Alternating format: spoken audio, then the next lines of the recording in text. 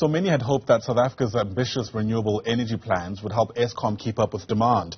Various processes were set in motion, leading to a bidding round, I should say, to determine who would be given an opportunity to participate in the renewable energy projects.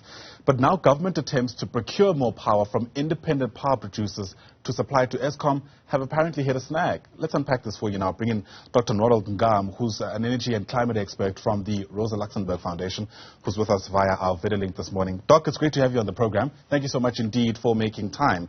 My understanding is that, part of the snag here is around these projects no longer being financially viable. And I've seen two reasons for this so far. On the one hand, we're told government procurement laws are making it difficult for these projects. On the other, there are drastic global changes that have suddenly made these projects no longer financially viable. Which of these is it, if not both, and how is it complicating matters? I think we need to take all of these into the picture. Obviously, the Integrated Resource Plan had the ambition to expand power generation by another probably 18 gigawatts by 2030. But obviously, government procurement programs usually take a long time. Added to that, you also have the fact that these independent power producers need to reach financial close, and that obviously means that they have to show viability. And on top of that, obviously, we need to look at environmental impact assessment studies, obtaining land and so on. Government has tried to fast track that by providing land to some of these entities, but at the same time, the entire global context is really constrained right now because everybody is looking for power after the Russian invasion of Ukraine. And at the same time, you also have logistics issues with China, which is really struggling to keep up with international demand. Yeah. How do we view that in light of recent reports? I think it was an article by News 24 announcing that a project by a company called Scatec, I hope I'm pronouncing it correctly, has started construction in places of the Northern Cape, it must have been, to produce about 540 megawatts of power through solar. How far does a project like that go, and where does it fit in this context? Well, Scatec 1, 2, and 3 will bring in about 150 megawatts into the energy supply mix, and obviously 150 gigawatts. I think that's enough to light up Rustenburg, for example. But while we are on this topic, I think we have already had about 13 gigawatts of energy come on stream in the last decade, although it doesn't really feel like it. And we also have other projects to the tune of almost 2 gigawatts that have come on stream in terms of solar in the Northern Cape. Northern Cape really being the province that is powering this transition towards renewables in terms of solar. Obviously, we have wind in the Eastern Cape and so on. There is a lot coming on stream, but it is not really going to solve the problems, because remember that whenever we have load shedding, like the last round that we just had now, it knocked out about 20 gigawatts of electricity. That's almost double the production of a country like Nigeria, for example. You spoke about land procurement, as it were, to also try and make sure that these projects go ahead. Solar, we know, needs a lot of space if you're going to produce it at industrial level, solar energy, that is. Is that space we have? And if so, what is the opportunity cost of having that land used for solar as opposed to other things? I think you're very right, Nyachi, that we have this vision of all these massive solar parks out in the middle of nowhere. And I believe that a lot of this has to do with the way the energy minister views energy plans.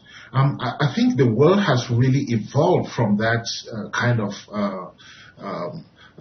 projects that really structure certain communities around massive projects and so on.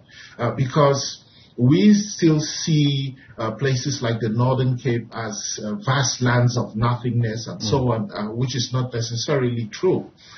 We need to view, obviously, the impact of these massive projects on water, for example. Some of these projects cost a lot in terms of water in a water-stressed country. And so there are options that unfortunately the government has not explored until now. That is, for example, making deals with park owners in urban areas, covering parking lots with solar panels, homes. Our homes are another option. For example, the government can give subsidies to South African families. The previous story you were talking about inflation. This is a clear example of where the government can drive up consumer demand and reduce load shedding by bringing in families into the solution. Yeah. You know, Newzroom Afrika was able to cover the Dubai Expo earlier this year, from last year. And part of the things that were spoken about at that level was around sustainable development, as one would expect. And part of the sentiments that were actually reflected there was around how much it costs to actually build a solar panel, and I'm talking energy-wise, versus how much energy that solar panel itself eventually gives out. Now, of course, for the maths to make sense for us, we need to make sure that the solar panel itself doesn't take too much energy in its making than the energy that it gives out. Is that something we need to be concerned about? Yes, certainly. Obviously, when we talk about setting up solar panels, and a 100 megawatt solar park, it does not necessarily mean that we are going to get 100 megawatts, because you're looking at how the wiring is done. You're looking at the distance, for example, in a home, the distance between the solar panel and where we actually need to use the energy. So there is some that is lost in the process. But then, when we talk about renewable energy, you are very right that we need to be very concerned about where we get the resources to produce renewables. And that is why we always talk about the solutions that go with this. For example, more public transport. For example, in South Africa, where the way we build our homes is a serious problem.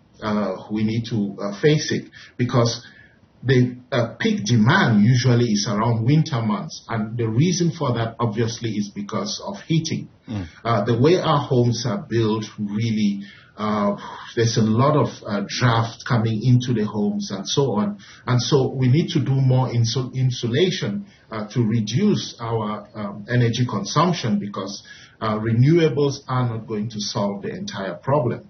Yeah, I can certainly attest to that. My house is probably the worst place to be in on a cold winter morning. Dr. Ronald Ngam, thanks very much indeed for speaking to us.